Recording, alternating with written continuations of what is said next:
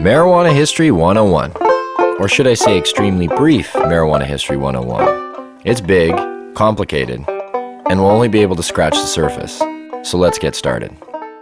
The first thing that strikes one as odd when looking at the history of marijuana, which is also known as cannabis, is how very much legal it once was. In fact, it wasn't only legal, it just happened to be one of the largest agricultural crops in the world, including the United States. You see, cannabis can also be hemp. And just what is hemp? Well, it's by and large the most robust, durable, natural soft fiber on the face of this planet. Up until 1883, and for thousands of years before, cannabis hemp was the largest agricultural crop in the world. It had thousands of uses and products. The majority of fabric, lighting oil, medicines, paper, and fiber came from hemp. The first marijuana law to exist in the United States was a law ordering farmers to grow hemp. Benjamin Franklin used it to start one of America's first paper mills. The first two copies of the Declaration of Independence were written on cannabis hemp paper. Up until the 1800s, most of the textiles in the United States were made with hemp. 50% of medicine marketed in the last half of the 19th century was made from cannabis. Even Queen Victoria used the resin extracts from cannabis to alleviate her menstrual cramps. But the funny thing about industrial hemp was you couldn't get high from it. Yet, it was lumped in with the following, which also made little sense. Reefer madness. In the early 20th century, yellow journalism had surfaced. Articles depicted blacks and Mexicans as frenzied beasts who would smoke marijuana, play devil's music, and heap disrespect and viciousness on the readership, a majority of which happened to be white. Some offenses included looking at a white woman twice, laughing at a white person, or even stepping on white men's shadows. And this ended up leading to a law in the form of a tax stamp. A tax stamp that would not only include marijuana, but also hemp and cannabis medicines. It's speculated that hemp's potential for an abundance of new products was going to be in direct competition with other sources. And this, added to the reefer madness, led to the eventual downfall of all forms of cannabis. Popular Mechanics magazine had actually prepared an article entitled New Billion-Dollar Crop. Hemp was touted as being able to produce more than 5,000 textile products from its thread-like fiber and more than 25,000 products from its cellulose, ranging from dynamite to cellophane. Its superiority as a source for paper was also becoming known, especially with the development of hemp processing equipment. Now, the new Marijuana Tax Act was all fine and dandy, except for one thing. If you wanted to grow hemp, you needed to buy a stamp, but they weren't giving any out to anybody. And so, in effect, all forms of cannabis became illegal.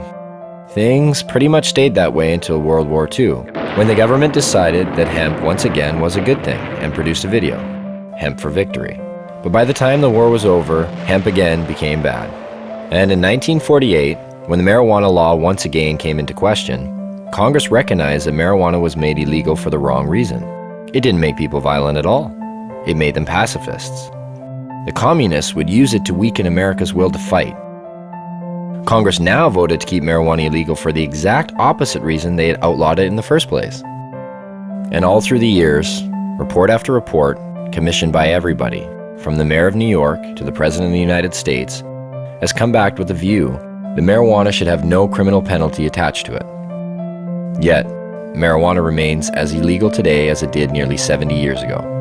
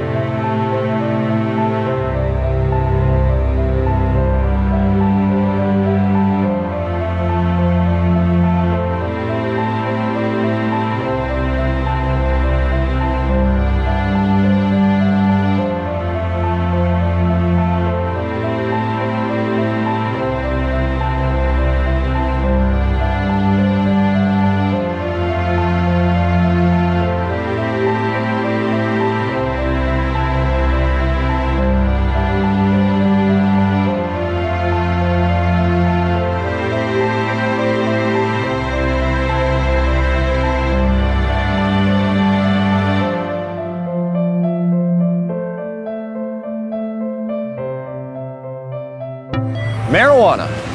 It's become big business. A multi-billion-dollar business, both in Canada and the United States. But why has it become such a big business? Here in British Columbia alone, it's speculated that the illegal BC marijuana trade brings in upwards of $7 billion annually. And up to 85% of that product heads south to the United States. Having become an international issue, when do the lines blur? How does a massive underground market like this survive while remaining illegal? Why is marijuana illegal in the first place? And if prohibition is meant to protect us, I guess the most obvious question is, does the prohibition work?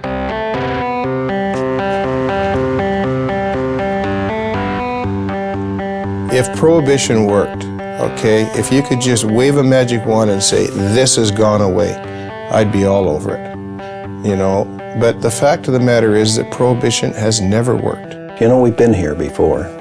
You remember the first prohibition, right? Which was? Prohibition of alcohol. No, I'm talking about the first prohibition. Thou shalt not partake of the fruit of the tree of knowledge. And who was the big cop? And how many people did he have to watch? 2. What are the goals of this prohibition?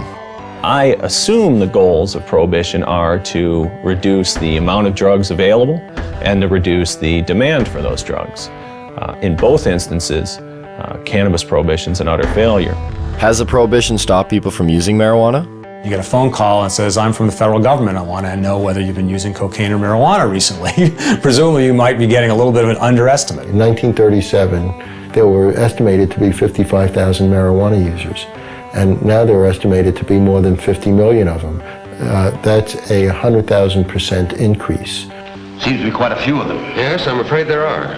Whether the drug is criminalized or decriminalized does not affect the rates of smoking of cannabis, either uptake or of discontinuation. So what are the dangers of using marijuana? I don't know.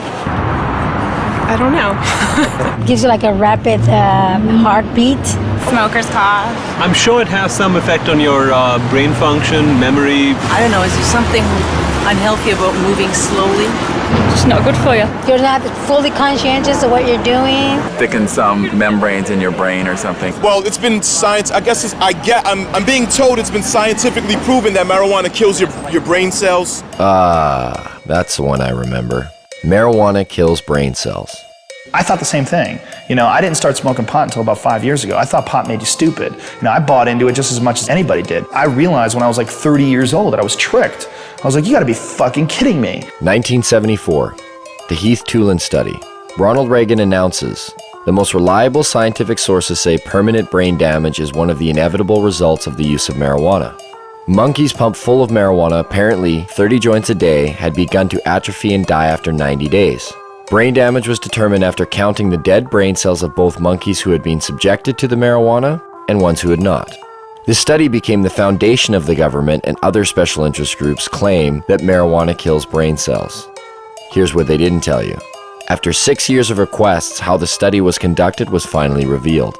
Instead of administering 30 joints a day for 1 year, Dr. Heath used a method of pumping 63 Colombian-strength joints through a gas mask within 5 minutes over 3 months. They suffocated the monkeys. What they did is they put these gas masks basically on their face and they pumped pot into it, but without additional oxygen. So after X amount of time, the brain shut down. Well, if you suffocate, the first thing that's going to happen is your brain cells are going to die with lack of oxygen. So what they did is they suffocated the monkey, showed all these dead brain cells, and then went on to associate it by saying that cannabis use causes your brain cells to die. And how many people, not knowing the origin of the study, have gone on to quote it and re-quote it. And now people believe it. Studies since have shown no signs of any brain cell damage. In 2005, new research suggested that marijuana could possibly stimulate brain cell growth. That study hasn't received the same attention. Another common belief? Marijuana causes lung cancer. In the 1999 study by the Institute of Medicine that was paid for by the United States government, they had to use words like may and should cause cancer. We've been hearing for years them trying to say that it causes lung cancer, and we say, really, that's interesting because you can't even show us one case of cancer being caused by cannabis use alone. You definitely have to do it moderately because it does paralyze the cilia, but if it's not radioactive, you're probably not going to get cancer from it. Smoking it can be harmful because of the proper use of smoke. Not as a result of anything in the cannabis plant, but because they're intaking heated plant matter into their lungs. People said, well, you don't know, we haven't been smoking it long enough. Look what happened with cigarettes. We've had about 4 decades, or more than 4 decades of experience. If this was going to show up, it should have shown up by now. Finally, a study came out just in the last month verifying that cannabis smoke does not cause cancer. It's different than nicotine. And the elements in the tobacco smoke do cause cancer, and the elements in the marijuana don't. There's no cases of marijuana-only smokers getting brown lung syndrome. There's no cases of marijuana-only smokers getting emphysema. Strange for a plant that's so dangerous. How come none of that? Marijuana is as bad for you or worse than tobacco? Impossible. If they had the evidence, they'd be putting emaciated bodies or emphysema, lung cancer, black lungs, they would be parading them throughout the media. They don't have one. Yet people somehow or other think that it might cause the same thing. In fact, if you look at the straight deaths from substances, a different type of picture starts to appear. The #1 killer in the country? It beat out AIDS, heroin, crack, cocaine, alcohol, car accidents, fire, and murder combined. Tobacco. That's a nasty, dirty thing to say, son. A lovely, pure white cigarette causing cancer. It gets me right here. With an average of 430,000 deaths per year, considering it's a #1 killer, it's interesting to know that tobacco receives government subsidies and is grown with radioactive fertilizer.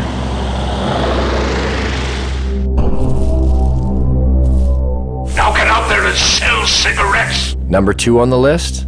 If we don't include poor diet and physical inactivity, with well over 85,000 deaths a year, alcohol. As we look much further down the list, there are others that may surprise you. Caffeine comes in with 1 to 10,000 deaths a year.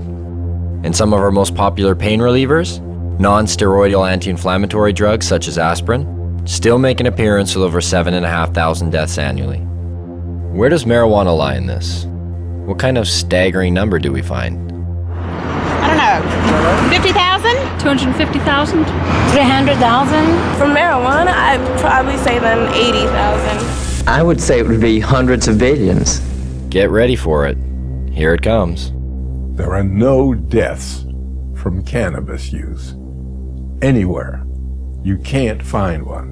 In 10,000 years of known use of marijuana, there's never been a single death attributed to marijuana. There's 400,000 deaths in America alone every year that are directly attributed to tobacco. I've heard that you have to smoke something like 15,000 joints in 20 minutes to get a toxic amount of delta-9 tetrahydrocannabinol. I challenge anybody to do that. And even in the animal studies where people have loaded the animals up with doses that would be hundreds of times what a human could possibly be exposed to, no, the animals don't die. The LD50 seems to be astronomical. I mean, you can die from ingesting too much aspirin. You can die from ingesting too much coffee. The drug warriors who say we have to protect society, save these people, are being just a little bit disingenuous. Not one university or medical facility has ever recorded a single death directly attributed to marijuana. But never mind that. There's other problems, other reasons to fear it. Take addiction, for example. There are more kids in addiction clinics for marijuana than any other substance. This must mean that marijuana is the most addictive substance today. It's undoubtedly true that there are more teenagers and kids in treatment for marijuana than all the other drugs combined. What the DEA never tells you is why that's true. A kid is caught possessing or smoking marijuana. He's taken to court. He's given a choice. Either you some horrible penalty, or you go to a treatment center. Obviously chooses to go to treatment, and goes to treatment there, he's considered an addict. But then the DEA gets to point to that stat and say, look at all these kids in treatment for marijuana. God, it must be because today's marijuana is not the marijuana that your parents were smoking. As far as I understand, only 3% of the people in treatment for marijuana are there voluntarily. The other 97% were told to by their guardian or told to by a judge. So you can choose between jail or treatment. And a lot of people choose treatment. It provides no basis for speaking about addiction. Anybody who is at all sophisticated about marijuana would rate them the way two researchers were asked to rate drugs in order of addiction. Nicotine was 1, alcohol was 2, then heroin, then cocaine, then coffee, and then marijuana. There may have been a couple of other drugs, but marijuana was at the very bottom, below coffee. This narcotic, unlike the opiates, the synthetics, and cocaine, is non-addictive. What do you mean by non-addictive? By non-addictive, it is meant that the user of marijuana, when deprived of the drug, will not experience the agonies of withdrawal. It is habituating, but its use can be discontinued. Then what is its danger? It's used as a scapegoat for covering up underlying problems in people, especially young people. Here I am, don't ignore me.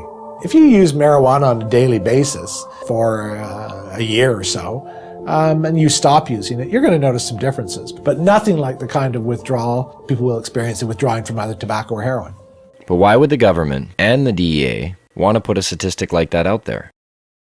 We'll learn more about that later. The gateway theory. Is marijuana a gateway drug? Yes, I think it is. You haven't... I don't exactly know why, but I know it is. It opens a doorway to other drugs. It makes you want to experience more. It makes you feel good. Yeah. People want to experience something else and, have I guess, more dreams. Its greatest danger lies in the fact that it is a stepping stone to the harder drugs, such as morphine and heroin. That's why there are people that want to legalize marijuana.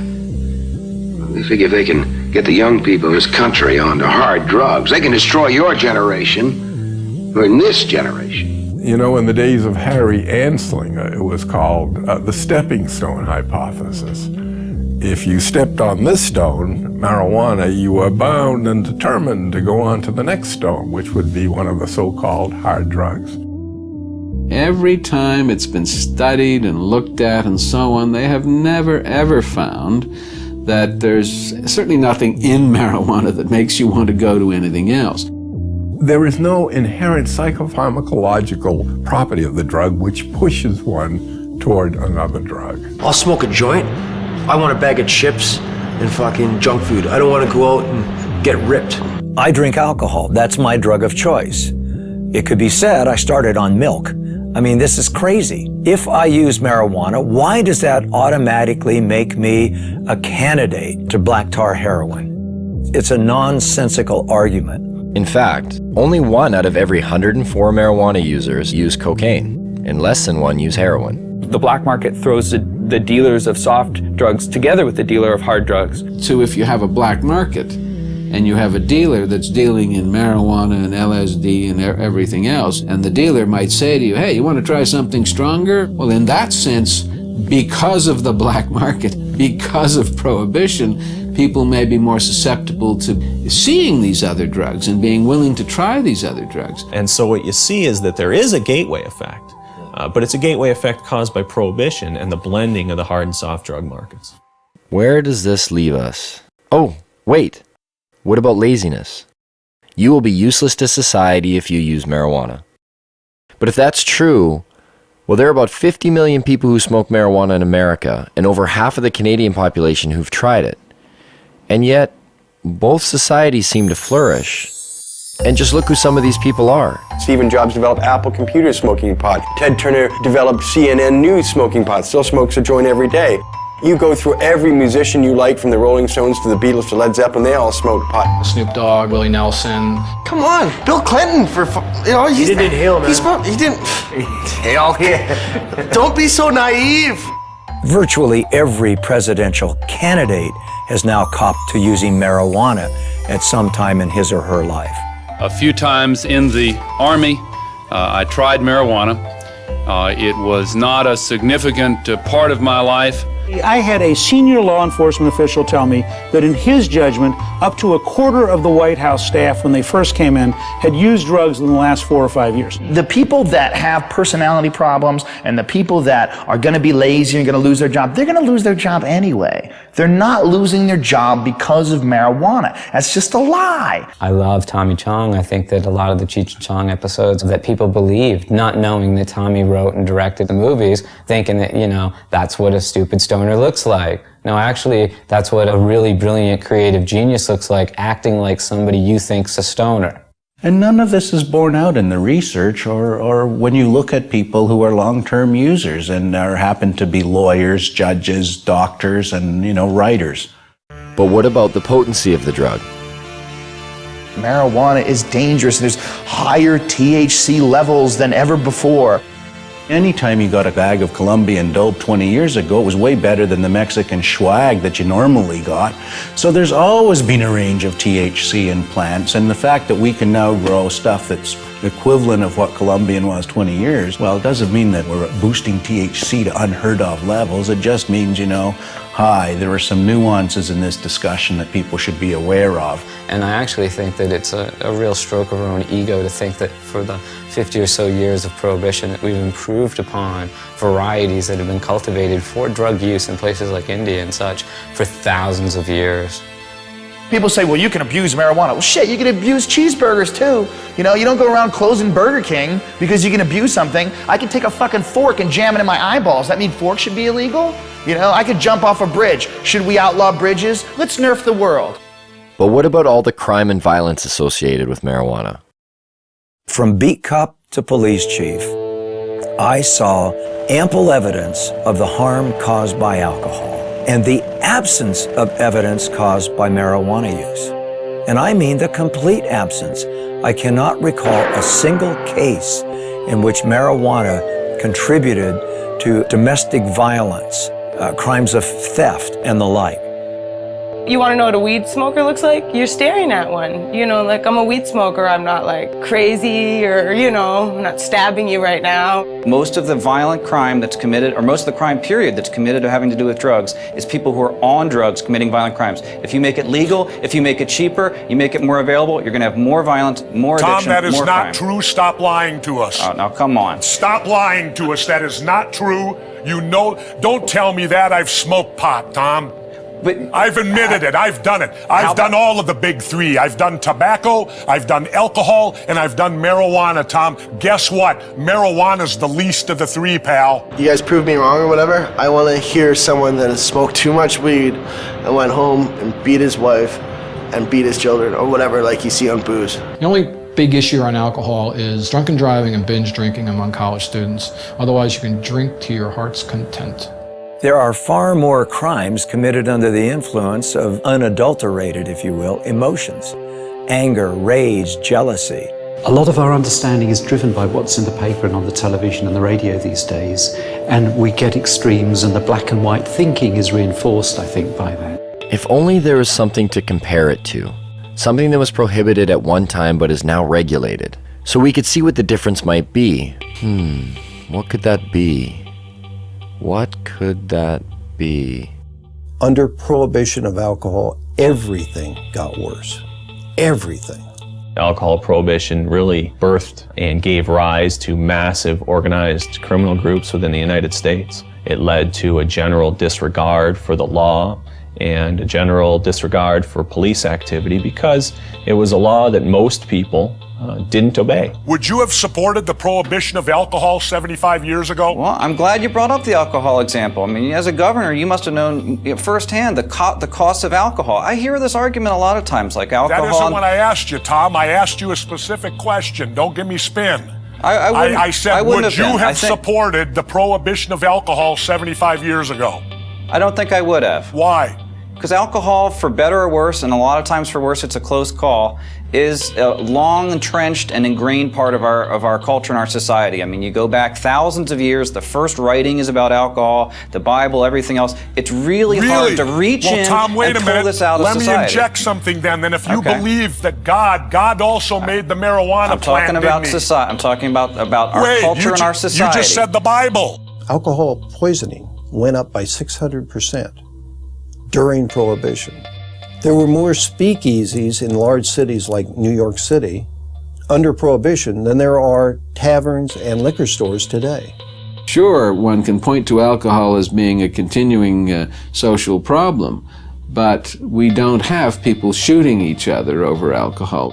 When alcohol was prohibited, people lived at that time to know the difference between prohibition and non-prohibition. They could see that the prohibition of alcohol caused the emergence of gangsters and the underworld that took control of these substances. Alcohol then was no longer in their control.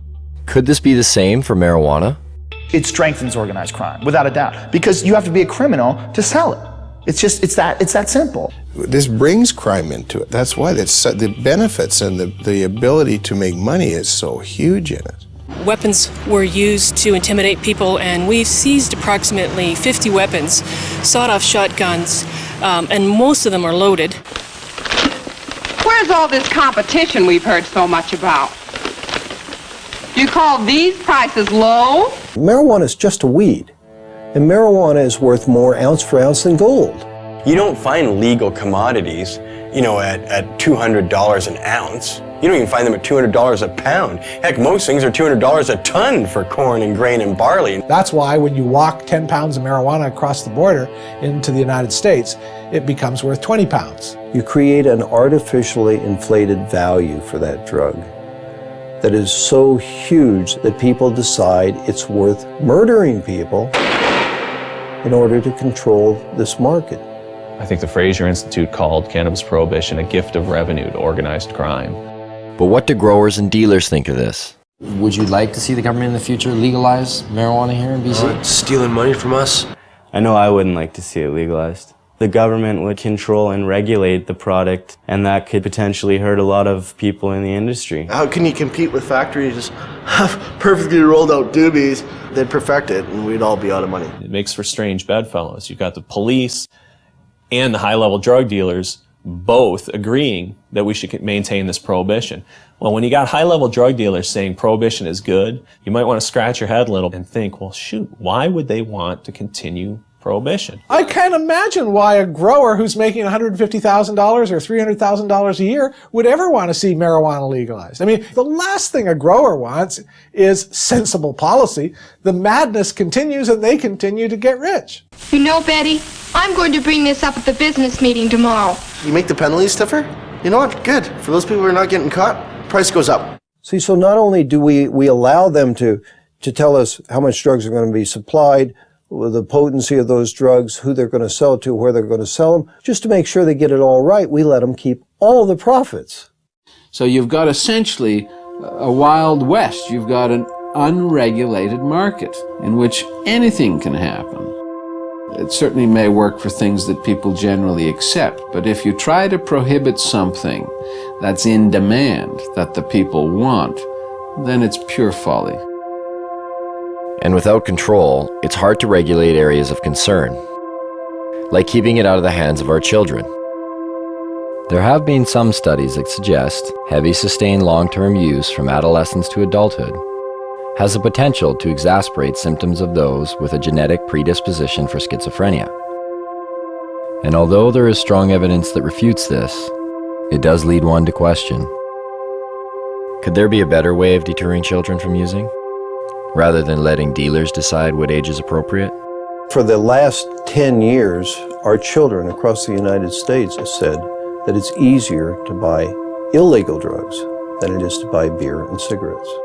It's harder to get beer because you have to go through a regulated establishment that's going to check ID, that's going to have those safeguards in place, that isn't just going to sell it to you because you got 40 bucks in your pocket. The guy down on the street corner, he doesn't want to know how old they are. He don't want to see an ID. He says, show me the money. And if they get the money, it doesn't matter if that child is 4 years old, they're going to get the dope. If you can't control the sale of the product, how on earth are you going to keep it out of the hands of kids? Could we be the creators of what we now see as some of our biggest problems? Have our solutions been prelude to our worst fears? You know, the use of the criminal law for the basis of public health is a wholly bad idea, no matter how you cut it. It doesn't work. You cannot legislate morality. One person can say it's immoral to legalize it just as much as someone can say it's immoral not to legalize it. It doesn't get you anywhere. You have to have a rational policy debate by talking about the consequences. Now, I've had young people tell me that, well, your generation had a martini and that was your crutch, and why can't we have our own kind of crutch? You know what? Why don't you be a generation that doesn't have to have any kind of crutch? It's a lot easier argument. If you just say, oh, it's immoral, then you don't have to debate why it is that alcohol kills so many more people than marijuana, or why it is that tobacco takes 7 years off your life and we can't establish that marijuana does anything particularly. If people do drugs and they commit crimes around those drugs, they should in fact be punished. But you can't punish someone for something that hurts no one. We should legalize marijuana, tax the hell out of it, and put every dime back into the healthcare system. Taxation and legalization?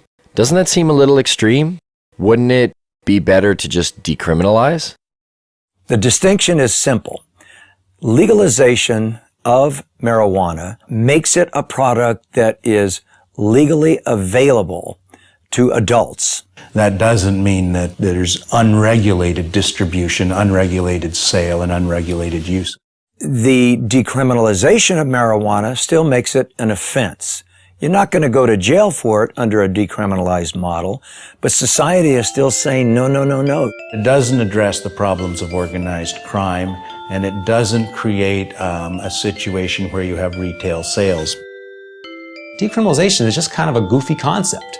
To say that it's legal to own something, to use it, to possess it, but not to produce it or sell it, just seems like this illogical position, because where did this stuff come from? It's the worst of both worlds. Sends out an incredibly bad message. It should be controlled like alcohol, like tobacco.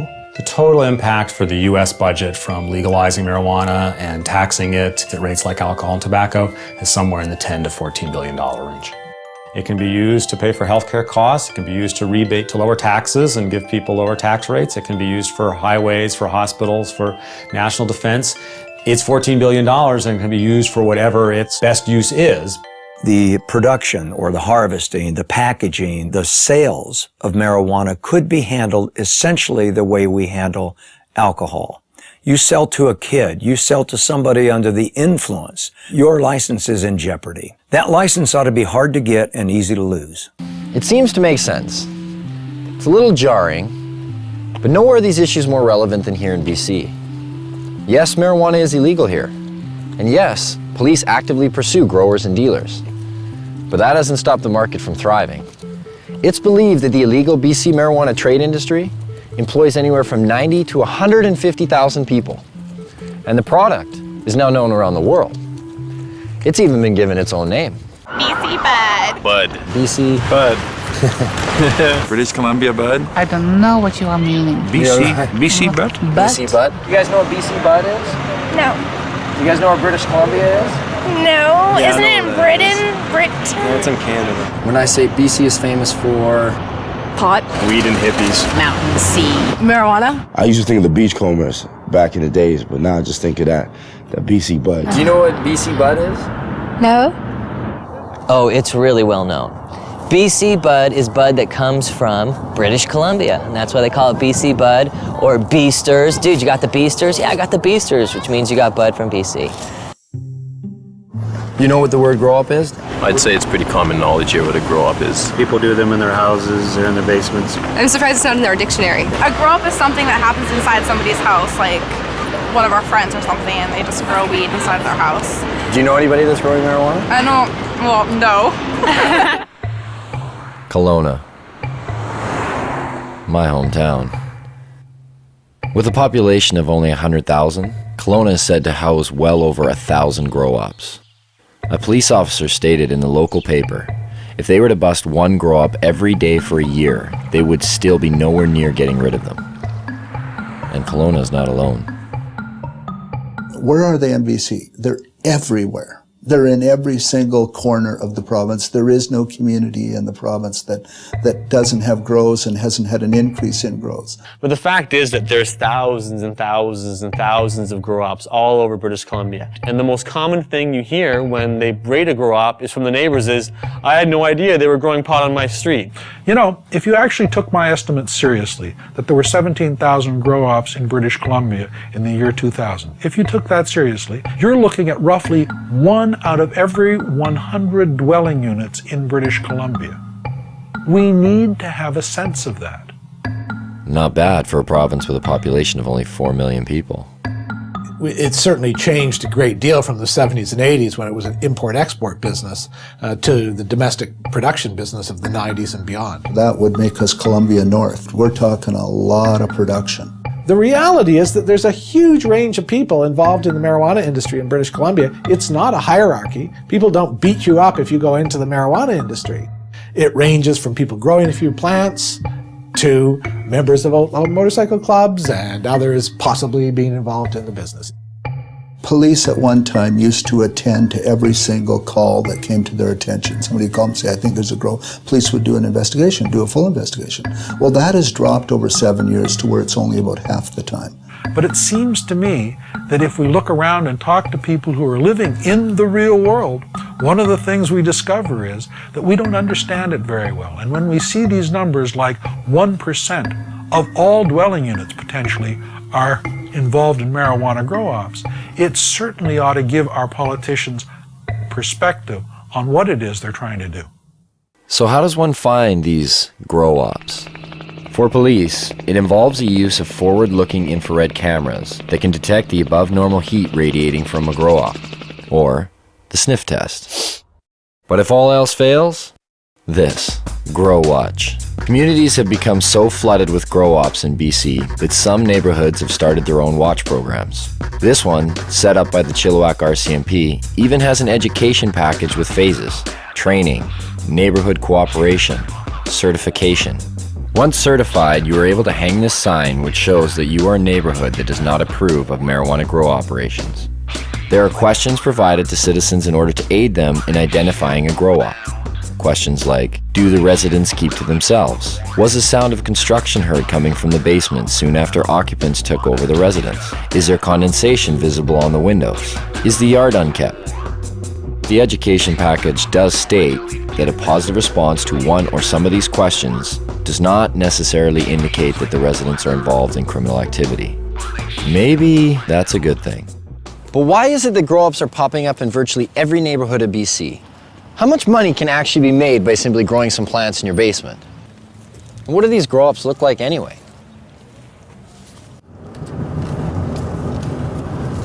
We finally got a grower. Right now we're driving to meet them. It's around 8 lights. It's not a huge show. This is what they use for clippers and stuff like that. When they hire clippers to do a show, you put these on, and if people are looking from the outside, it just looks pretty much like you're wearing sunglasses.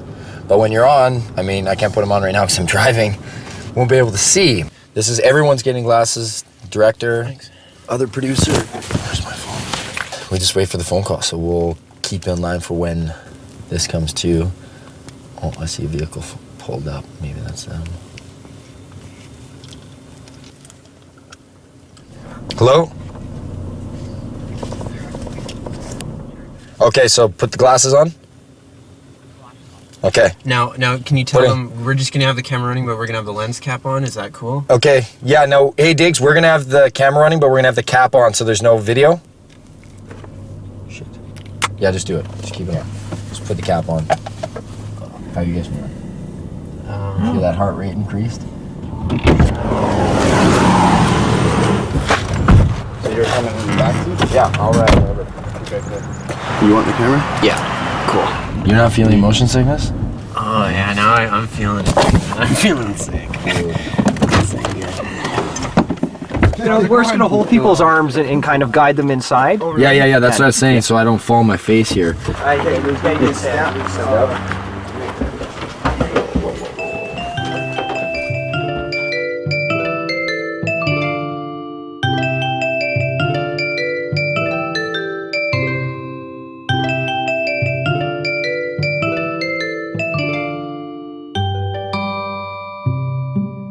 A real grow-op. The grower admitted that this wasn't the biggest of grow-ops. In fact, it was probably on the small end of the scale in terms of size. But I really didn't care. There are just so many things to see. The lights, the tools, the power, the pots, and of course, the marijuana. What do you guys do for the smell? I noticed there's like a big... Well, we got this carbon filter here or whatever, and it just kind of filters the air in there, and then it's goes underneath the house, and we have it so it goes into like a dog shed. It's like I'm in the beginning stage and I'm learning. Over here, there's also another room in there. So you have a total of, is it 8 lights? 8 lights, yeah, they go on 12 hours. This one runs 12 hours in the daytime, this one comes on 8 at night. Did you say like the majority of the guys you know are just growing to earn some extra money? Yeah, it's like they have normal jobs, and you know, they're normal 9 to 5 type of guys. The grower told me he cropped out about every 2 months, and every crop was worth about $20,000. That's $120,000 a year. Even though this was a small grow-up, the numbers didn't seem small at all. If those kind of numbers are coming out of a setup of 8 lights, what kind of numbers are coming out of the big ones? And where do you find them? Well, it would seem just about everywhere. Barges, semi-trucks. Whether it was for the mobility of it, or whether it was an attempt to disguise the smell of burning marijuana, of growing marijuana, in any event, it's unusual for that reason. Even in train cars? Yes, it seems as though even our beloved caboose cannot escape grow-up fever. When we read that 20 train cars were buried underground to grow marijuana, busted or not, we had to see this. So we set out. But not before asking our sound man if we could use his SUV, and coaxing him with a little free gas. Where we were going, we would need it.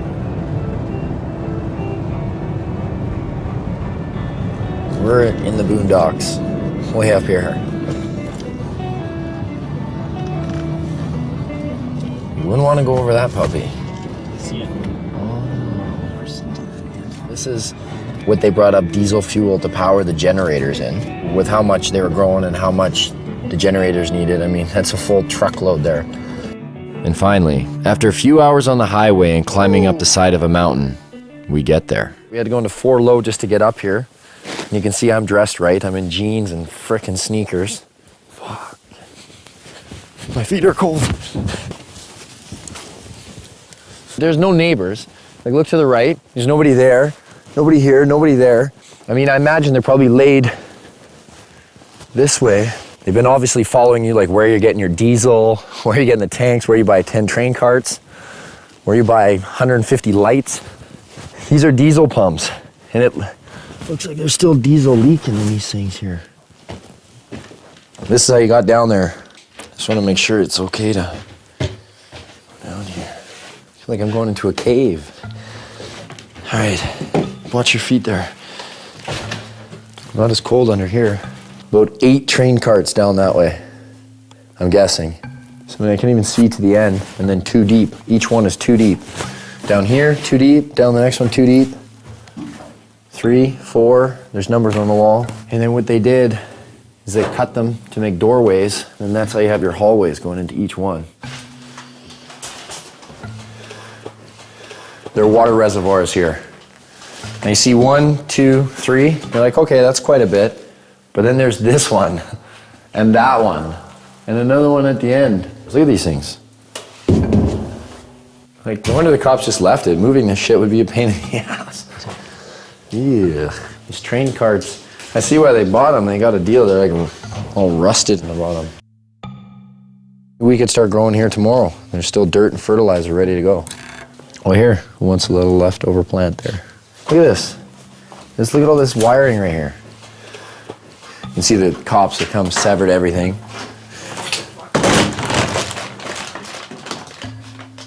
What are those chains for? Chains are where they were hanging the lights. The reason why they use the chains, because then they can adjust the height. You know what? Actually, you want to get me to run all the way down to see how far away I am? So I'm going to go to the end here and just show you how deep this is. And this was all filled with plants. Whoa, I'm at the end.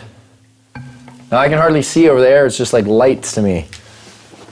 This is how far away, like to give you an idea just how big this is.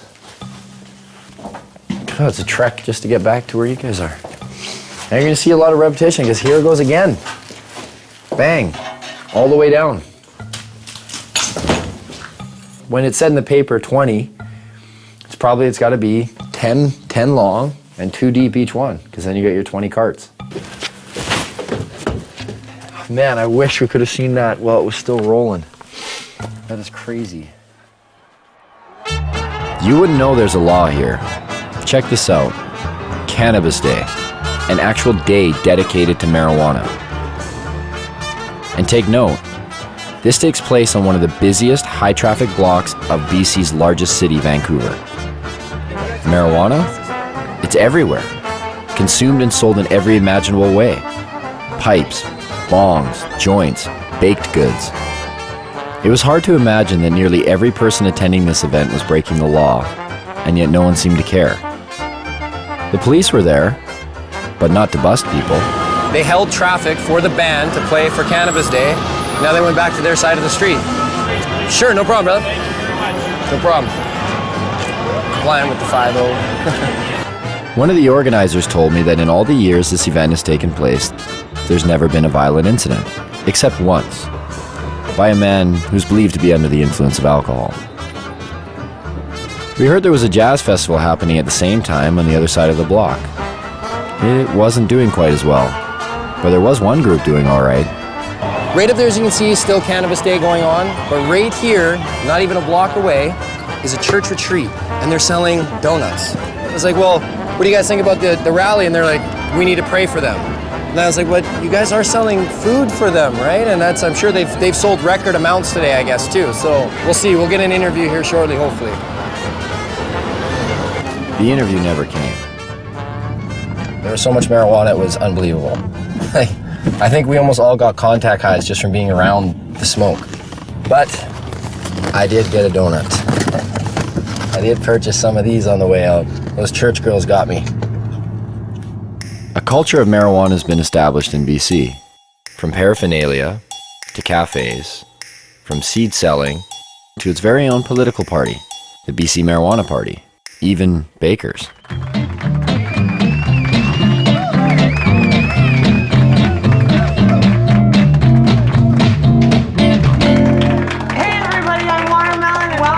Vaudeville cooking show, Baked and Baking, where we're gonna revolutionize the cooking show and we're gonna let you guys in on the action. Meet Watermelon Girl. She's made a name for herself as BC's only drug dealing, nudist, comic, pin-up, baker. Did I get all that in? She was arrested for selling her cookies down on Wreck Beach. A nude beach. Is this for real?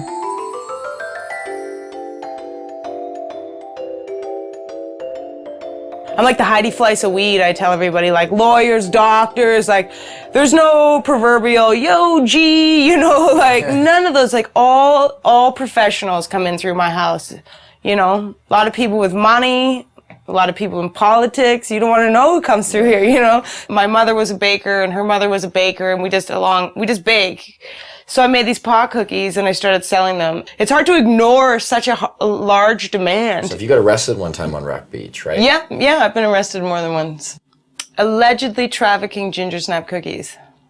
Allegedly trafficking ginger snap cookies. So I'm assuming not regular ginger snap cookies, right? The one with right. Snap crackle pot. But even the judge is like, uh-huh. You know what I mean? Like he's seen violent crime after violent crime, and then along comes the cookie girl. Cops are supposed to come and remove undesirables from communities, and I clearly was not an undesirable person in my community. Like, somebody else needs cookies. Actually, I just got picked up by the National Speakers Bureau, so I actually go on speaking tour to universities and talk to kids about marijuana. Oh, really? Yeah, it's like the most genius. I'm like, you want me to talk about marijuana? We're like, okay. And they pay me to do it. Lock up your kids. This is a heinous crime. So at some point, one might ask oneself, how does an industry of this size function while remaining illegal? Where does the money flow? Who's profiting off of it? Is there really $7 billion floating around the province unaccounted for? Maybe people are feeling the effects and they don't even know it. Turns out there seems to be a system. Some have even given this system a name.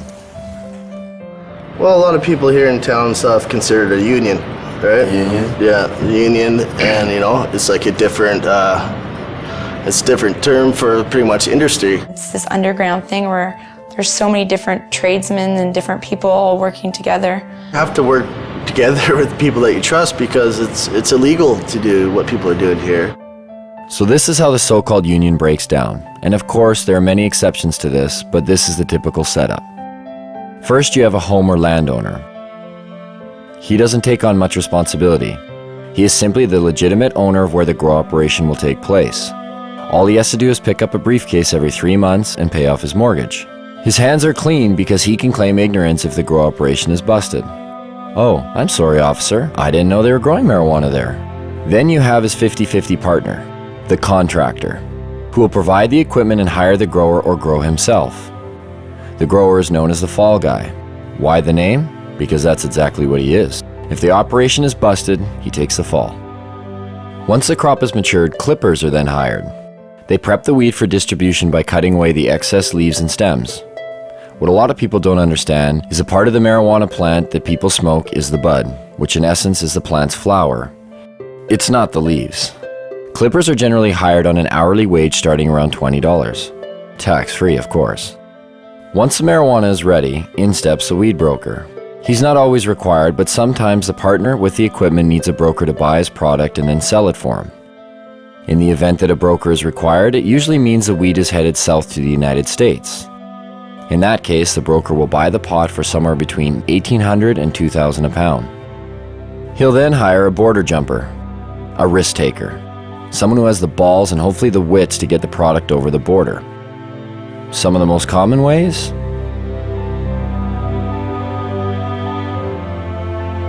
The border jumper's fee varies with each trip, but they're always well paid. Once the product has reached the broker's US connection, it will earn about $3,000 a pound. The farther south it goes, the more it makes. If it manages to make it all the way out east to areas like New York, the price is driven even higher, somewhere between $3,500 and $6,000 a pound. Stricter laws demand higher prices and in turn provide more profits. In Miami, 7 to 8 pounds of BC bud will trade for 1 kilo of pure yayo. Cocaine.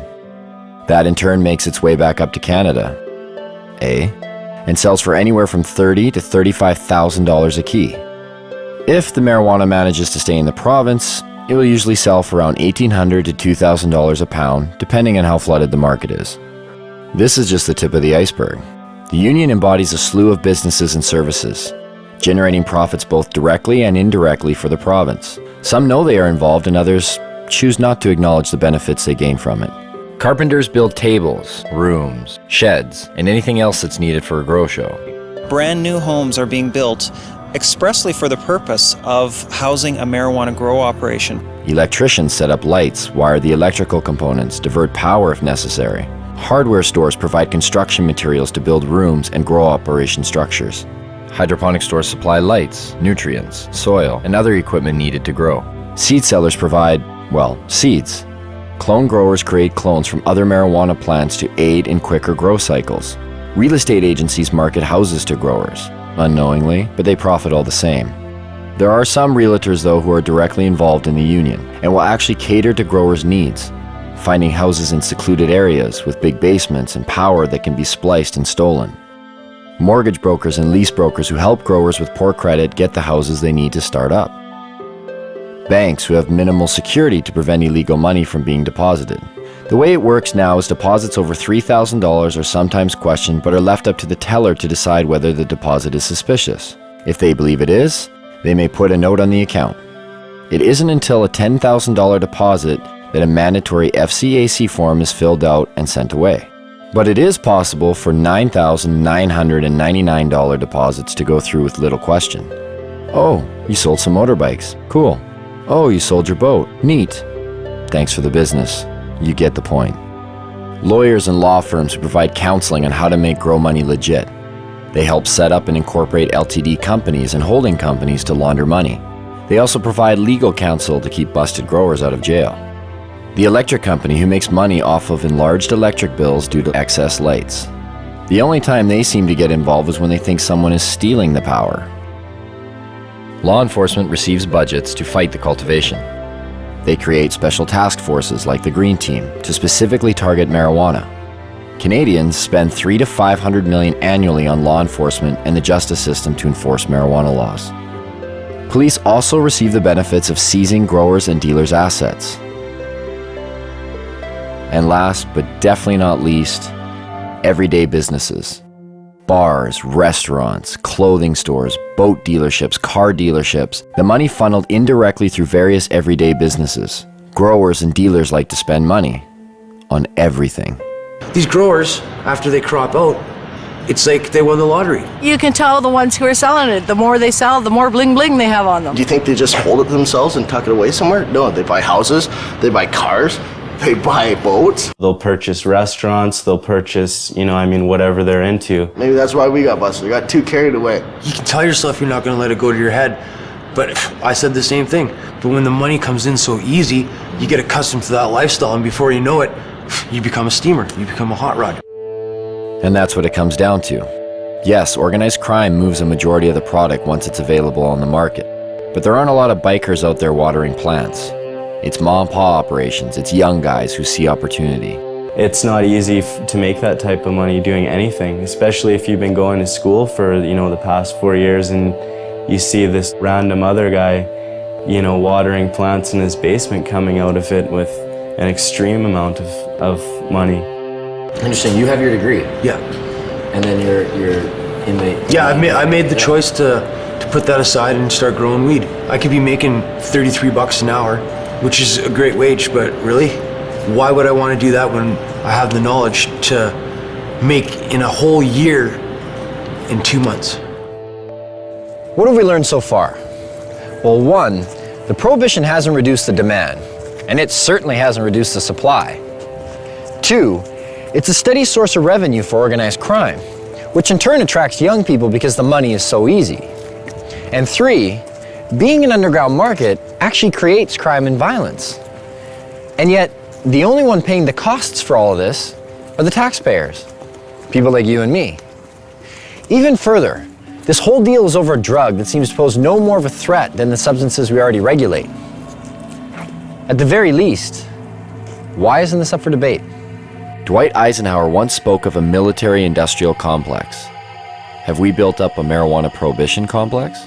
The real war on marijuana didn't start until 1972. And President Nixon said, it's all the Jews smoking pot. And he really said that. When Nixon got into this with his war on drugs, he had things that he wanted to do. He had an agenda. A lot of the information that was kept and warehoused in the Library of Congress and also at major universities was actually recalled and destroyed. The Nixon report that came out through his administration was called the Schaefer Report. It was by a Republican governor, and when he studied it and gave an answer, you can pick this report up, pick up any page, open it, and if you actually have experience with cannabis, you'll realize they're telling the truth. And then when it came back saying that marijuana was essentially harmless, he totally ignored it, said we're going to launch a war on drugs anyways. He didn't even print as many copies that Congress and the House would have been able to see. 1970, beginning of the war on drugs. 76 New Jersey troopers became detectives. I was one of them. They designated 1/3 of us as undercover. I happened to fall in that 1/3. That's where I spent the next 14 years of my life. What we were targeted on was the pot smokers. There was a very good reason we were targeted on pot smokers. Most of them were protesting against the Vietnam War.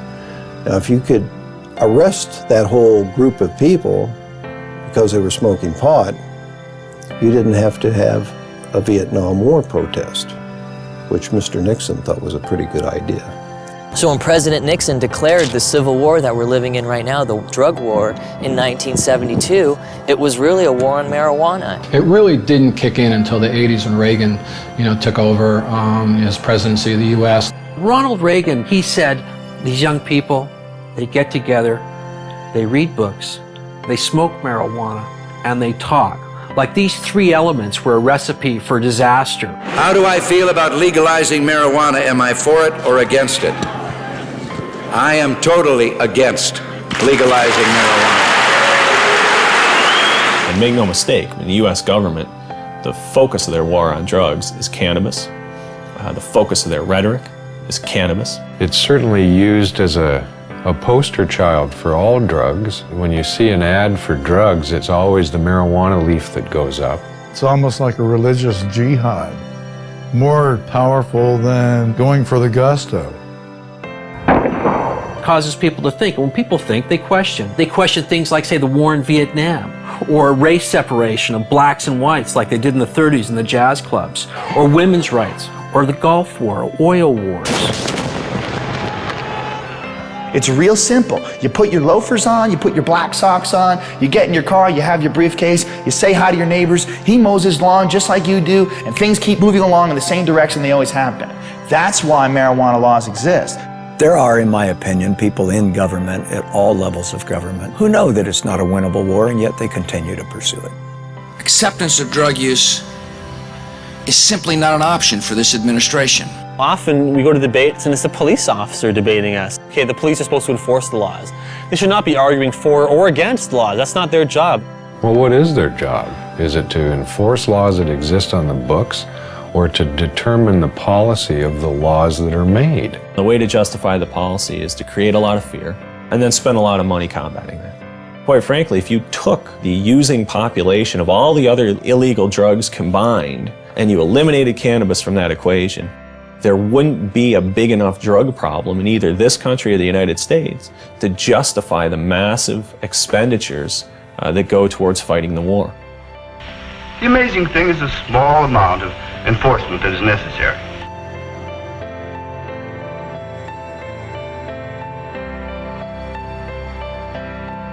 $400 million is spent annually in Canada arresting and prosecuting marijuana crimes. The total budget in Canada for all drugs is $500 million. That means 4/5 of the drug budget goes towards arresting and prosecuting marijuana users, leaving 1/5 for crack, heroin, coke, crystal meth, the date rape drug, whatever. The drug enforcement industry is big business. It's self-perpetuating. It relies on taxpayer dollars. And so it's an endless battle that the DEA doesn't win, they participate in. It's like doing a big budget movie, you know. You get $30 million to do a movie, and then the movie comes out and it doesn't make any money. But someone made $30 million.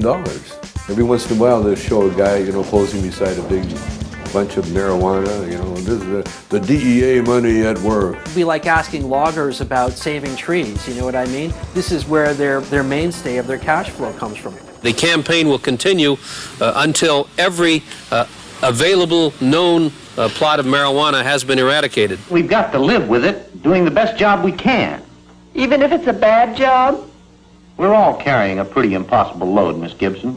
There are many, many police officers, however, who believe that it ought to be legalized, regulated, and controlled. They see the hypocrisy between our existing laws relating to alcohol and marijuana in their day-to-day life, shift after shift after shift, and they get it. But they don't want to lose their jobs. They don't want to lose that promotion to sergeant or the assignment to detectives.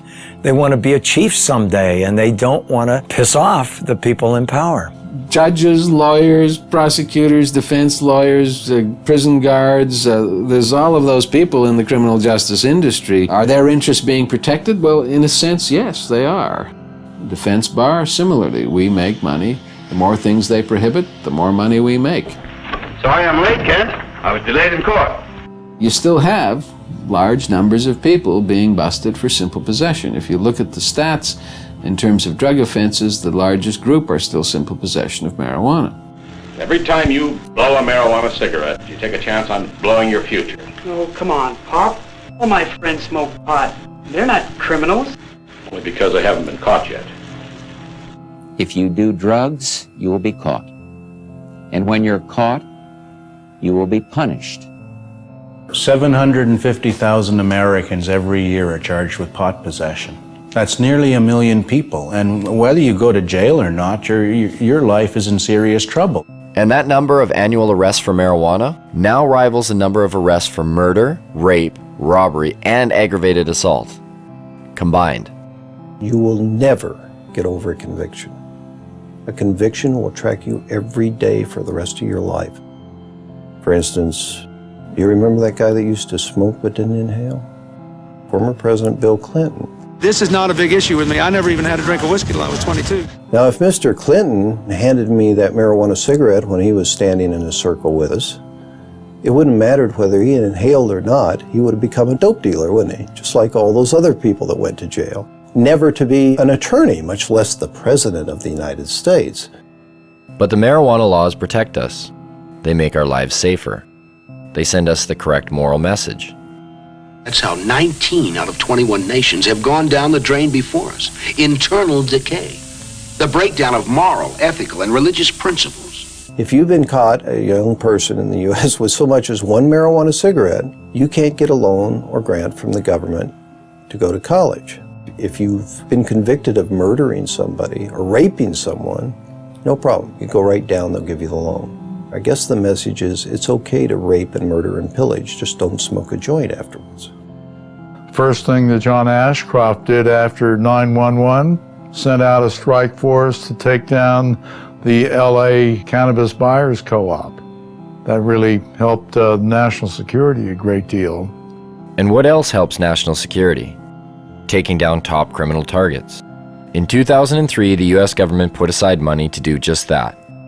$25 million for the head of Osama bin Laden, $15 million each for the whereabouts of Uday and Qusay Hussein, Saddam's sons, and a $12 million budget to go after one of the most dangerous men of all, this man. Can you tell us what exactly you were charged with? I was charged with conspiring to sell paraphernalia. Operation Pipe Dreams was a brainstorm of Attorney General John Ashcroft. The internet has been illegally utilized to sell these illegal products and to facilitate large illegal businesses operating in the open. A sting operation that busted people for selling paraphernalia to a particular county in Pennsylvania where they were willing to prosecute. Because there's two states, Pennsylvania, Iowa. Void were prohibited. Well, it was prohibited to send it to Pennsylvania and Iowa. A man like yourself that is, an established actor, comedian, you're not a criminal. Like, why do you think they targeted you? Well, because our movies were #1 rentals in America. What our movies did was really show the hypocrisy of the pot laws. In fact, when I went to jail, they had it in the transcript that our movies have influenced children for 30 years and will continue to do so forever. Therefore, I should go to jail. You got to remember, they were going into Iraq, and they needed some diversion as far as headlines go. And they equated the $1 billion paraphernalia business with aiding terrorists. This was a legitimate company paying taxes. I was just the face on the bone. They charged me. I had nothing to do with the company. I never shipped anything to anybody. It wasn't even his company. He just loaned his name to it. 51 people were arrested under Operation Pipe Dreams. Only one person, Tommy Chong, went to jail. But if I didn't plead, they threatened my son and my wife. Tommy stands up and volunteers to go to jail, says, yeah, okay, that's my paraphernalia. Leave my wife and kid alone. He's protecting his family. What kind of force was used on the day you were arrested? There's over 20 SWAT team people, visors, automatic weapons, helicopters overhead. They had news trucks, Fox News trucks outside. They had the media on the ready. It was a photo op for everybody. They asked, do I have any drugs? And I said, yeah, I got pot, and they wanted to know where it was, so I told them. They said, well, it's not really a drug bust. I said, well, then what are you doing in my house, Then they said, it's about bongs. We're bringing down all the bong companies in America. And with Tommy safely behind bars for 9 months, the United States drug war reset its sights, this time across borders. In downtown Vancouver, just outside the US consulate, a bunch of people had gotten together and were having a rally for this guy named Mark Emery. He had evidently been selling seeds, marijuana seeds, to the wrong people. Let me tell you, the DEA wants me because I am very good at what I do. Well, obviously, I'm the most dangerous man alive. Like, really. Like, no wonder I'm facing life imprisonment without parole for something that no one's ever gone to jail for here in Canada. No one's ever gone to jail for seeds, not even for a day.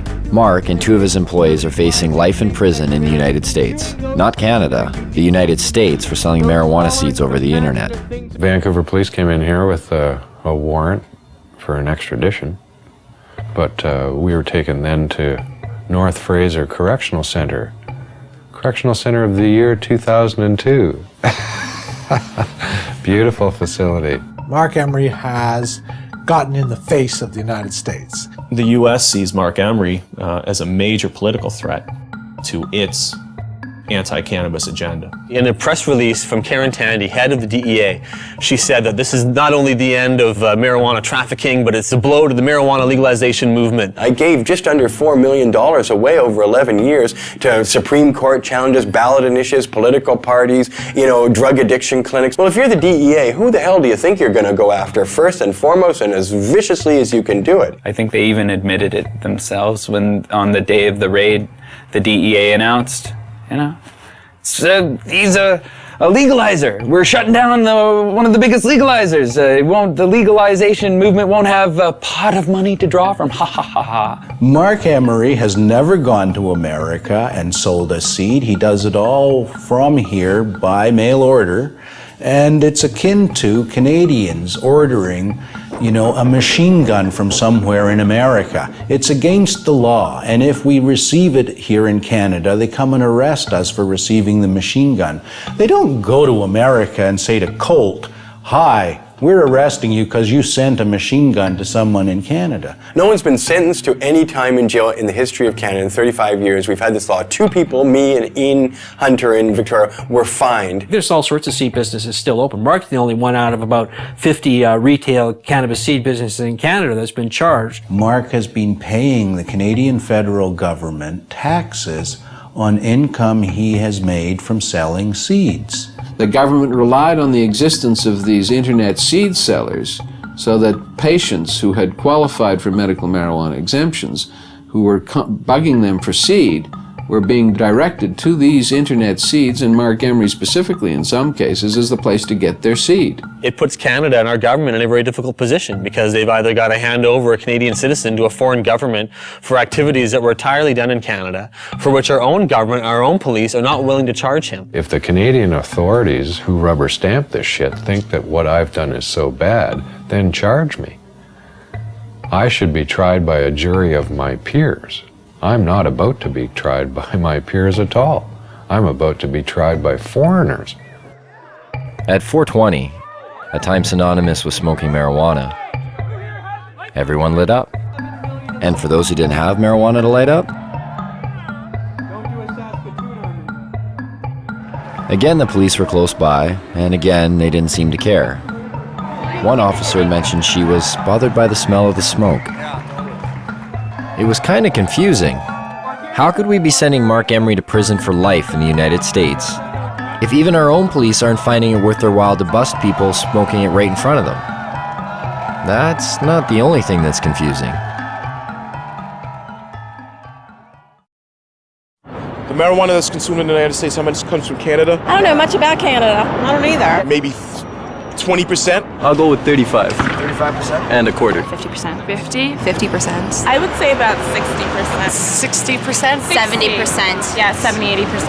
At least 80% of it. Ooh, I don't think it's all that much. Most of it is here.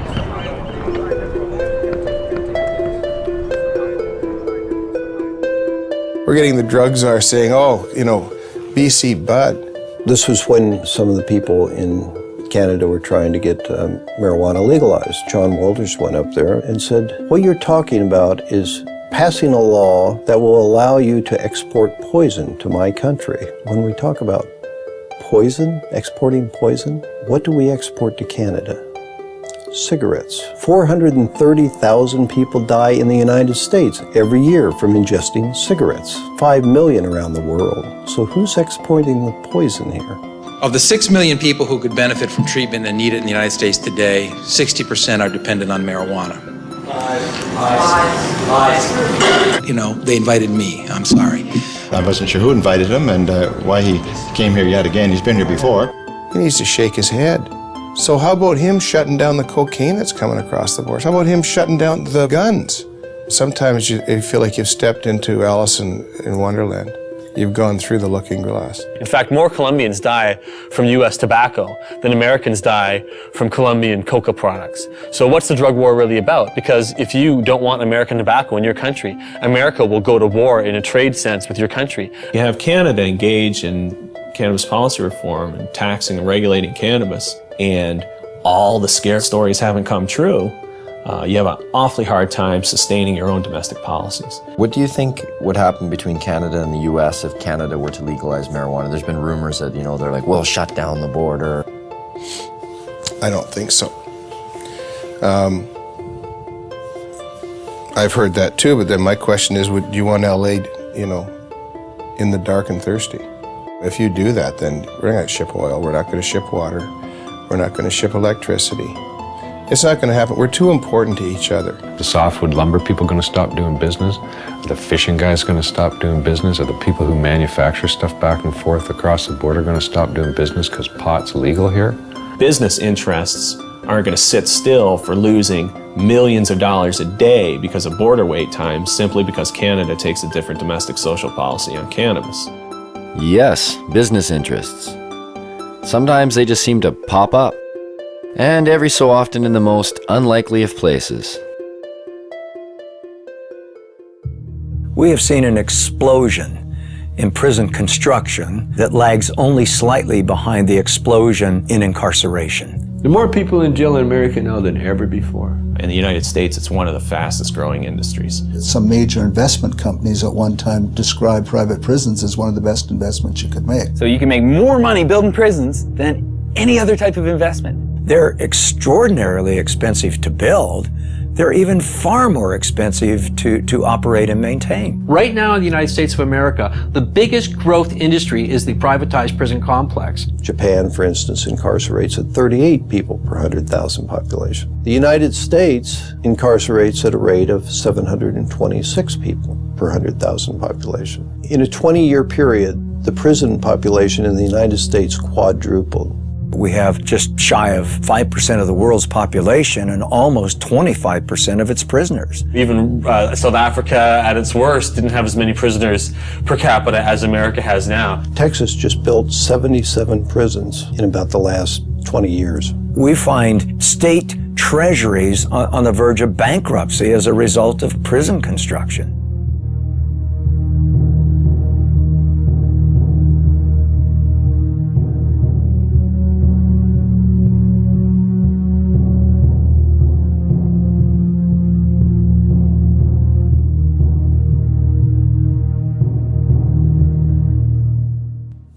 Some think there won't be room for them in jail. We'll make room. We're almost doubling prison space. Some think there aren't enough prosecutors. We'll hire them, with the largest increase in federal prosecutors in history. In the late 80s, there were about 5 privately run prisons in the United States. By 2005, that number had reached over 260. As soon as you've accumulated a certain amount of capital from building prisons, you can start investing that in ensuring job security, ensuring there'll always be more prisoners around to require more prisons. We have private prisons? What the fuck is that? How did that happen? How can you profit over people going to jail? That's scary. That's a bad, bad sign. Our society is in deep, deep, deep trouble if nobody's looking into that. Correctional guard unions have become powerful lobbying groups, pushing for longer sentences on less serious crimes. California's has become one of the most powerful in the state. The California Department of Corrections budget rose from $923 million in 1985 to $5.7 billion in 2004. Between 1977 and 1999, overall local and state spending on corrections across the country grew 946%, almost 2.5 times the rate in which spending on education increased. And prisons aren't the only thing money is being spent on. There are millions of drug tests per year. There's money to be made on that. It's huge. It started off with people saying, we really need to test people in dangerous occupations. Things like police officers should be tested, pilots in airplanes. Then somebody said, well, our athletes, we should probably test them for drugs too. Then somebody came along and said, well, it's not just the professional athletes. How about the athletes in colleges and high schools? They need to be tested too. And then they thought a little harder and they said, well, suppose we just test everybody that goes out for an extracurricular activity. That should be constitutional because they don't have to do that, you know. So now if you want to join the chess club at school or the French club, you got to pee in a bottle.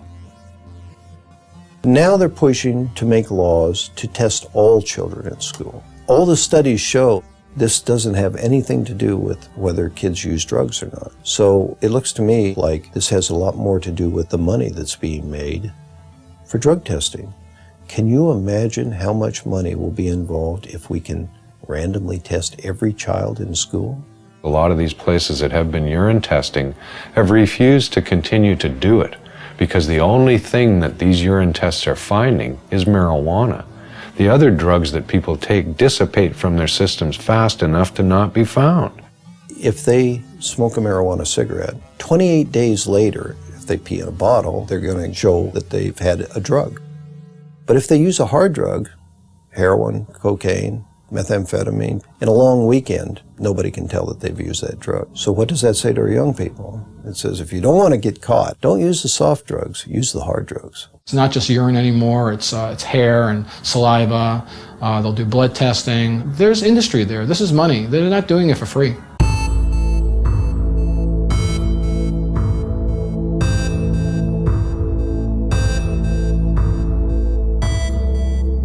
The most profitable industry in the United States is pharmaceutical. Dollars involved is just staggering. Could it really be? Has medicine really become that profitable?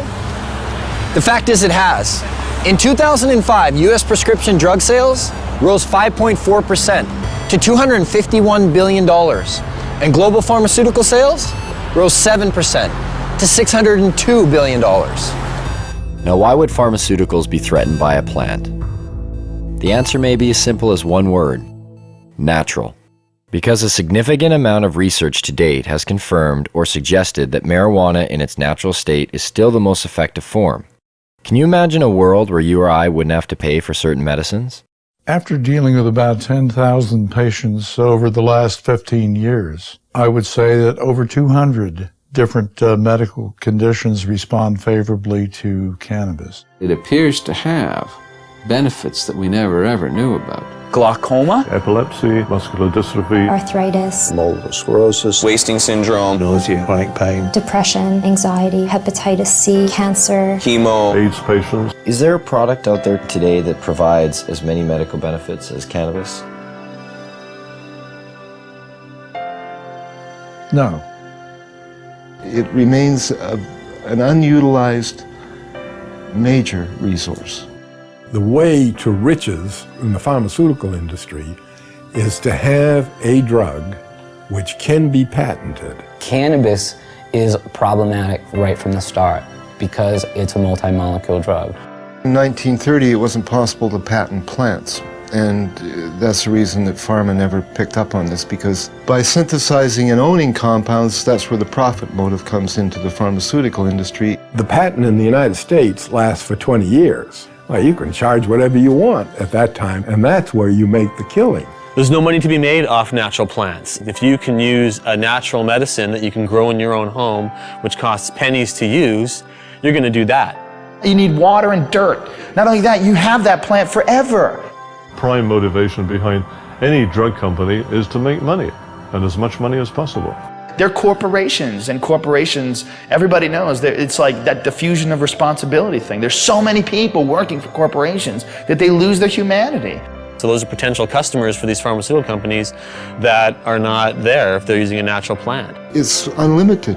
You grow more, you get more medicine. Pharmaceutical companies don't want you growing your own medicine. The government supported a small drug company by the name of Unimed to take a synthetic THC, tetrahydrocannabinol, and to put it into capsules to be used as a oral medicine. This became Marinol. This THC in Marinol is exactly the same 21 carbon molecule that's in herbal marijuana. But it's not the same as medical marijuana. It's not a crude mixture of things, and there's no guarantee that you get the same results. You can make a synthetic delta-9 tetrahydrocannabinol in a test tube. It'll have exactly the same number of atoms and the same arrangement. But how in the test tube can you put the electron spins together, the subatomic quirks and quarks, if you like, of that compound in the same way that a biological enzyme system will put it together?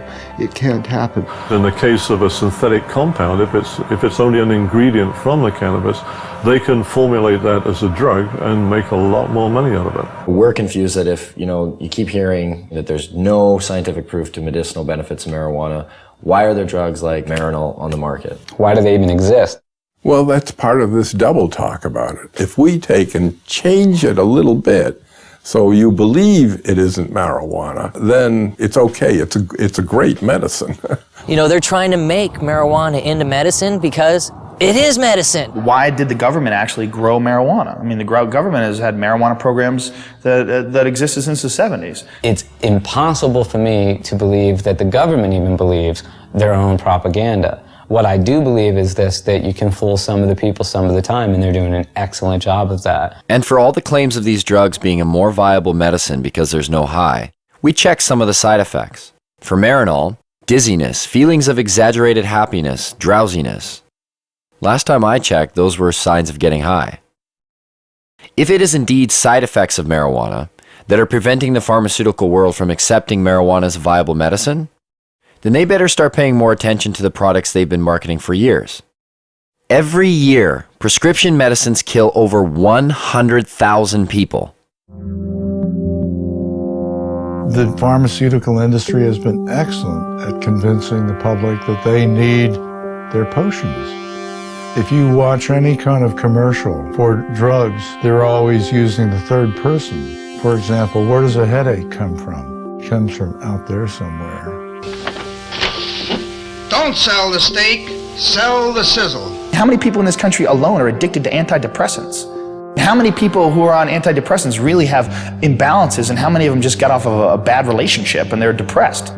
It seems to be acceptable to give people something as long as you're wearing a white smock or you've given them a legal prescription. Doesn't matter how deadly the particular drug might be in terms of side effects. What we call modern medicine is actually alternative medicine because it's highly experimental, it's often dangerous, often toxic, and it kills a lot of people. To me, it's crazy. There's a lot of stuff out there that'll affect you in different ways. Look at aspirin, heroin, both invented by Bayer. I thought heroin came from opium seeds. And Just natural effect of opium, you keep making it more and more concentrated? No, you have to add certain chemicals to it and tweak it a certain way. It doesn't just come from opium itself. What was heroin made for? As a cure for morphine addiction and coughs. Heroin, the sedative for coughs. Pseudoephedrine, that's the main ingredient in methamphetamine, is to cure the cough, the cold. You get a cold, oh, I think I'll do some meth. When you look at it from a large perspective, like, what's weed? Even Francis Young, the DEA's own judge, who took medical testimony for over 2 weeks, made this statement. Marijuana, in its natural form, is one of the safest, therapeutically active substances known to man. Yet, despite this, and the ever-mounting number of real-world patient success stories, cannabis remains listed as a Schedule I narcotic.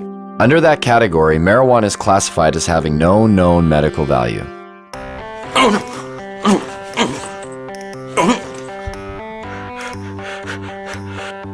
I have multiple sclerosis.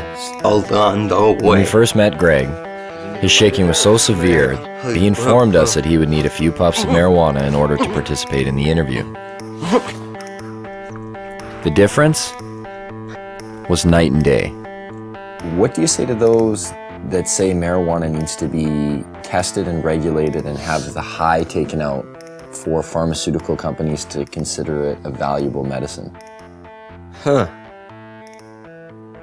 That's a pretty, and I only mean this as a measurement, as to how much it is actually a pathetic thing to say. I mean, just look at me. Is it not blatantly obvious that I have just enjoyed however many tokes? I look happy. Greg has been using marijuana for years and stated to us that he's never experienced any negative effects. I'm never, I need my marijuana. That's stupid. It takes away my discomfort, let's call it. It does enhance my very being. Where do you think you'd be if you didn't get to smoke it, like dealing with your pain?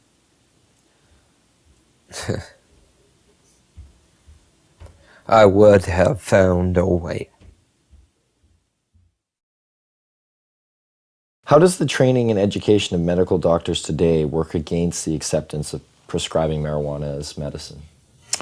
Well, it works against them because they're brought right from the beginning, right into the fold of the pharmaceutical industry. We're reading journals, they're reading these advertisements, or they're reading papers on drugs that were financed by the drug companies, or they're being seduced by the companies. Fancy dinners, a trip for a weekend.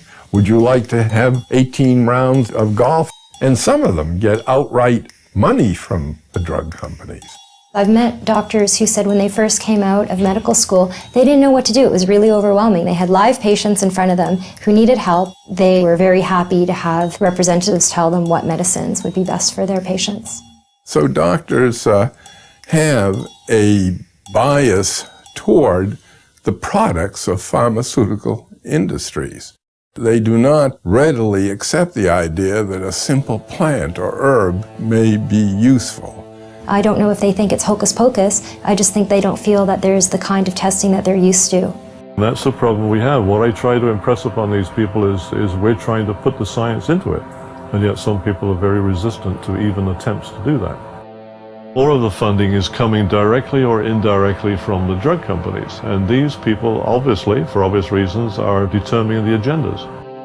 Now think of the lobbying potential behind the most profitable industry in the United States. Think of the power. And do they get their way?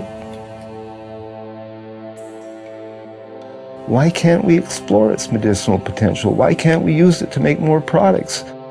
To myself and people involved in this business, it stopped making sense a long time ago. The common response is really the medical marijuana is a stalking horse for legalizing it. And so what?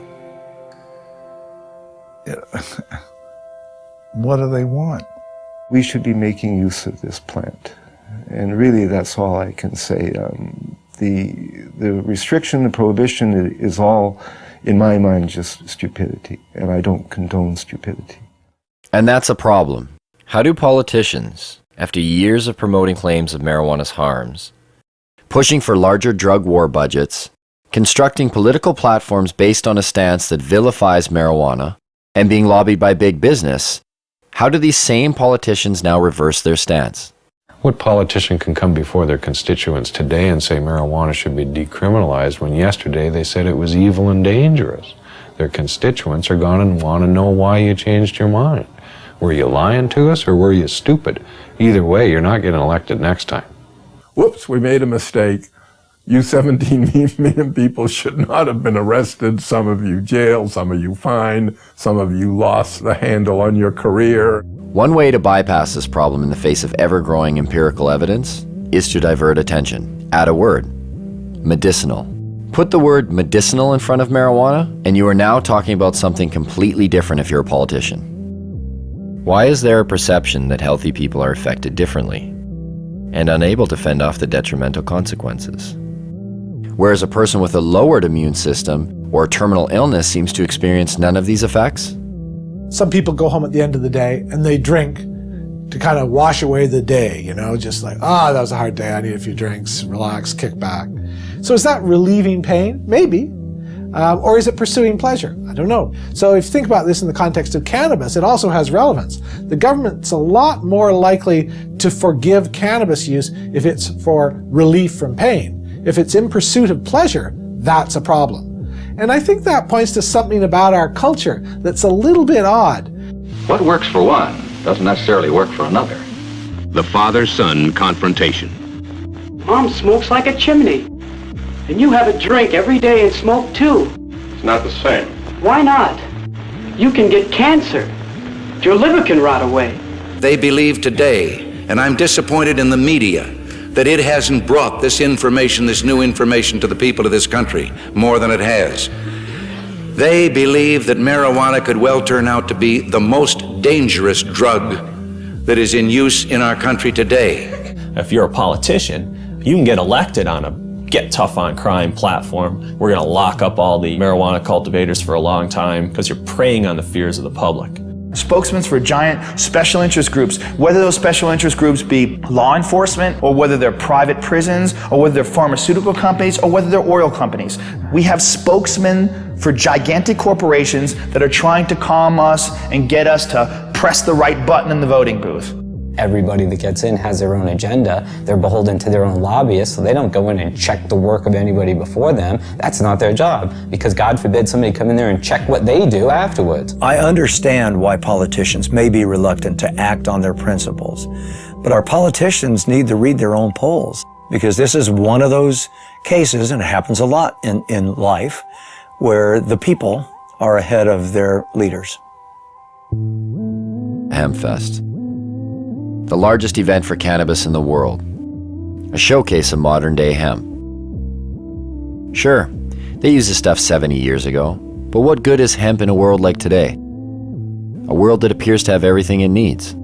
It opens a whole new market. It opens a whole new market on every level. You can harvest off the seeds, you can harvest out the inner pulp and the long stem fibers. The fiber itself is the strongest natural fiber in the world. All the clothes I'm wearing today for this interview are hemp. All the clothes I actually always wear are made out of hemp. Been so since probably '94, when I realized I could buy clothes made out of organic fibers that lasted longer than cotton. You can eat hemp seeds, and it contains all the essential amino acids and fatty acids. It makes fuel. You can make biodiesel out of it. Hemp is an excellent source for biofuel. When you grow hemp for fuel, every crop unleashes a huge amount of oxygen into the environment. And in fact, the same amount of oxygen that you lose when you burn it off, you gain back. So it's a closed cycle, ending the greenhouse effect. There are so many hundreds of strains of industrial hemp that you can grow hemp almost anywhere in the world. Not everywhere in the world, but almost everywhere in the world. So just that alone makes it a resource for fuel. That is the solution, is to stop using fossil fuels and nuclear energy. Stop using them entirely, and using wind and wave and sun more, and these biofuels. People will get it, especially as the gas prices go up. It's the highest quality paper there is. I mean, it's archival quality. The words tree-free paper don't make sense to people. Hemp paper that you find in the museums that are hundreds of years old haven't even yellowed. To supplement the wood, we could solve the deforestation problem. Why isn't it cost effective to use hemp versus the forest industry right now? The simple answer is because you can't grow the hemp in the United States. As far as human beings are concerned, it's probably one of the most useful plants ever, if not the most useful plant ever, and it's illegal. Industrial hemp is not a drug, though it is of the same species as marijuana. It is a completely different variety of plant, similar to comparing a Chihuahua with a St. Bernard. You can't get high from industrial hemp, but you can get high from marijuana. This is the only industrialized country in the world that doesn't grow industrial hemp. I mean, think how crazy it is that we can eat the product, we can sell the product, we can wear the product, we can export the product, import it, manufacture it, everything but grow it. We can't grow this thing. It's criminal. And there you have it. After 2 years of research, our quest for answers has only left us with more questions. And the only thing that really seems to make sense is that none of it makes any sense. It's a weird thing that you do when you make nature against the law. We're worried about things going extinct, and yet the policy on the most useful plants in the world is that they should all be eliminated and driven to extinction. Absolutely, they should still be concerned about youngsters using it. But we're concerned about youngsters using alcohol, tobacco, driving automobile, whatever. But that it should be the kind of prohibition that it is now, rather than regulation, it cannot be sustained in a rational society. I believe it would be more ignorant of me to listen to somebody who's trying to oppress me than it would be to just ignore the ignorant and go on with what I think is right. Even now, this interview is being conducted. I've smoked pot all morning. This is what I look like high. There's a great quote that life is a tragedy to those who feel and a comedy to those who think. And if you are a thinker and you look at the marijuana situation and you're not laughing, you're fucking dumb. Do you think marijuana will ever be legalized in Canada or the United States? Yes. I don't know about the United States, but it will be legalized in Canada. I won't be alive to see it. I used to believe it was right around the corner back in the 1970s. Check out the gray hair.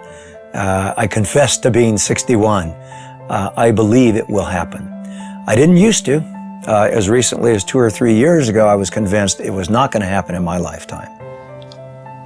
I wish you didn't ask me that question, but I would say I think it will be. It's always a possibility. It's, there can be breakthroughs to reason. All we have to do to end it is get 50% of Congress plus one human being to say it's over, and it's over. There's a movement in this country, and some people have more faith in it than I do. Maybe from hosting Fear Factor all those years, I've lost my faith in human beings and their intelligence. I think it's inevitable. I believe that the truth will set us free, and I think the truth is infectious, and I think that while cannabis per se is not addictive, learning about it quickly becomes. When I published Marijuana Reconsidered, I, in the last chapter, predicted that once people understood these things about marijuana, the prohibition would be gone. It would be gone in 10 years. Carl Sagan, who was a very good friend of mine, read the manuscript and he said, "Lester, you're so pessimistic. 10 years?" Well, here we are, 45 years later, and nothing has happened. Nonetheless, it can't help but happen. I mean, you can't sustain a lie like that forever.